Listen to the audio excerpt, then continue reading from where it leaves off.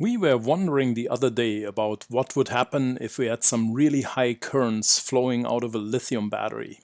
And unrelated to that, I've always wondered how much current can one reasonably run over jumper wires, the kind we have in our robot kits. So to answer these questions, the first thing I did was to slightly change the wiring of that high power battery that I showed how to make a fuse holder for. And you've probably seen that video by now. I changed the setting to no fuse, as in thick wires, good connectors, big fat alligator clips to make really good contact. And I did it in such a way that I can loop in my electronic load to control the amount of current that is flowing. What this allows me is to put in a candidate for testing, and then I can run and increase the current and see what happens. First up is a DuPont style jumper wire.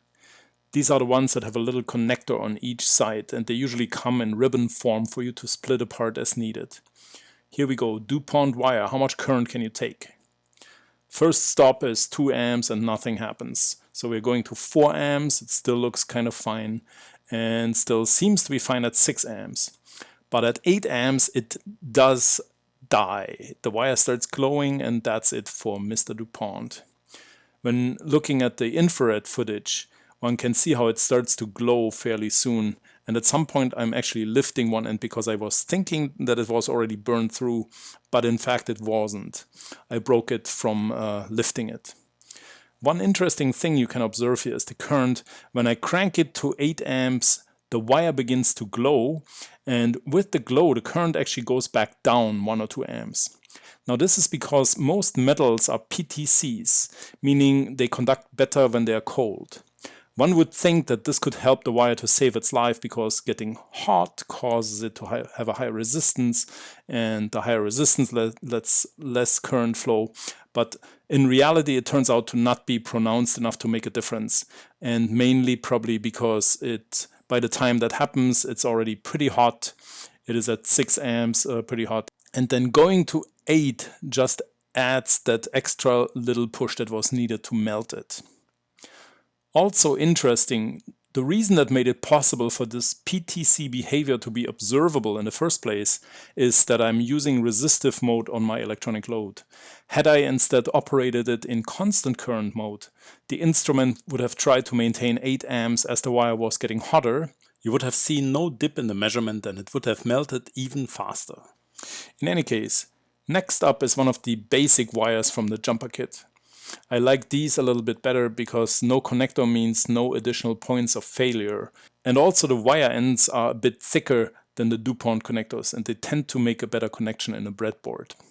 But the downside is that they can break internally since they are solid, not stranded, and also relatively thick. So here we go. 2, 4, 6, 8, 10, and 12 amps, pretty amazing. I actually have to switch to the 36 amp range and end up with a current of around 20 amps going through this puny wire before it gives up. That's not bad. And just as amazing when watching it in the infrared. For the last part of this, I just connect the load directly to the battery by connecting the big alligator clips.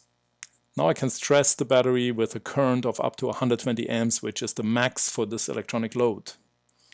The infrared shows an interesting picture. The alligator clips are the hotspot in the circuit. Next are the connectors that go into the battery. And the last part is the battery itself. But it doesn't really get terribly hot. As it turns out, it's already too depleted to create any good special effects. The only thing it would do if I kept going would be undervolting the cells as they discharge. And it would make them unusable, but there would be no spectacular explosion, nothing. So at least for today the battery is lucky. But I do have other high power lithium cells at the lab, these things. They are fully charged, they're rated for hundreds of amps, and what could possibly go wrong if I short them directly using these grip pliers that are meant to clamp metal plates for welding? As it turns out, in this case, the power is so great that these cells simply burn their internal tabs, acting like fuses. I can wiggle them a little bit and make some sparks fly, but there is no explosion, nothing, not even a temperature increase. So there you go. Lithium batteries only burn and explode when you don't want them to do that.